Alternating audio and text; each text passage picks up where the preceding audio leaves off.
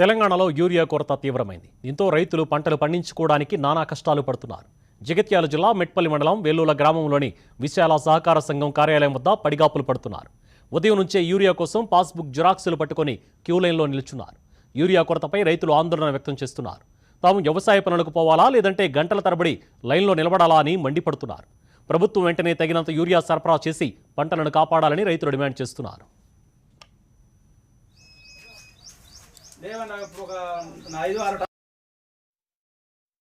మేము మక్కలేసుకున్నా కూడా లేకుంటే యూరియా కోసం లైన్ పట్టుడా ఈ పరిస్థితి ఏంది.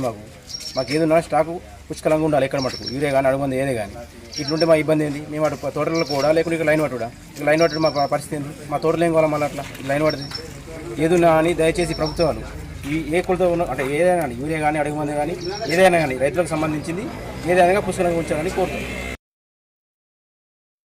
విత్తనాలు వేసే టైంలో ఇప్పుడు సడన్గా అకస్మాత్తుగా ఈ యూరియా రావడం, దీనికి లైన్ కట్టడం, అది కూడా పట్ట పాస్బుక్ ఒక ఎకరానికి 2 మాత్రమే ఇస్తారు.